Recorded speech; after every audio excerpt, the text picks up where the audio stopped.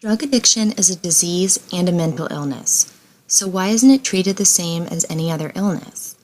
Why are we sending people who have a mental disorder to prison and not truly helping them cure the problem which sent them there? Why not send these individuals to a separate medical facility for dependency help? My name is Stacey Frazho, and I would like to show you why it is important that we start helping those who need it instead of punishing them for needing help. Drug addiction is not a lifestyle choice, it's a brain disease. No one chooses to be an addict. No matter what put them there, they are not the person who they once were. These people need help, and with the fear of going to prison or jails, they're too scared to ask for help.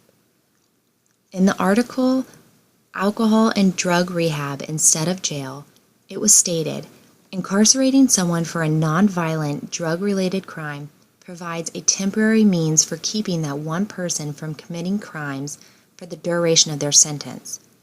But what's happening while the person serves time in jail? Incarcerating someone who's addicted to drugs will not allow them to fully recover from their addiction. Instead, it just surrounds them with many others who have the same issue. These addicts enter the circle of incarcerated addicts. They are convicted and thrown into jail. They serve time, they get out on the streets, they have difficulty adjusting to a normal lifestyle, so they use to cope with their problem, and they get caught, and it happens over and over again. While in prison, very few inmates receive help. Shown in this diagram from the Bureau of Justice Statistics, very few inmates receive help from a professional.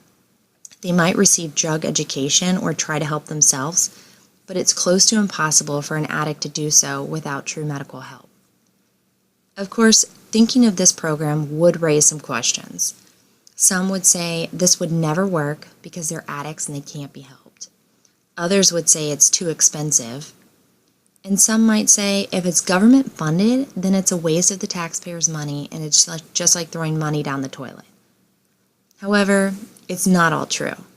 We could establish local alternatives outside of the court system for those who want and need treatment, but they don't deserve the court's resources. Community-based programs could help these people before reaching the punishment point. If they do reach the point, inpatient programs would not be using more of the taxpayers' money. They would actually be using less.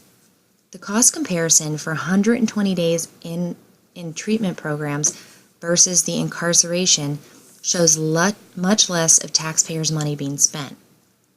The National Institute on Drug Abuse has been looking into programs for drug addicts for a long time, and they show treatment is less expensive than incarceration. The cost to society of drug abuse for incarcerating addicts is about $27,000 a year. With outpatient treatment, it's only about $7,700 per year.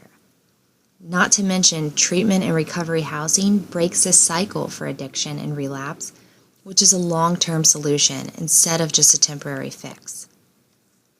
To help make this possible, society needs to take a stand. Promote awareness of this issue. Educate yourself and others on the laws and what legislators are saying about it. Vote when necessary. Once we get a grasp of some sort of control on this, the prisons and jails will be less populated, there'll be less drugs on the street, less deaths, and more working taxpayers to help the community. If you've never dealt with addiction or known someone who has, it may be impossible to comprehend. But I hope what I've shown you today will open your eyes so we can help the people who need it. Please take a stand for those who don't know how to do so for themselves at this point in their lives so they can get back to helping others as well.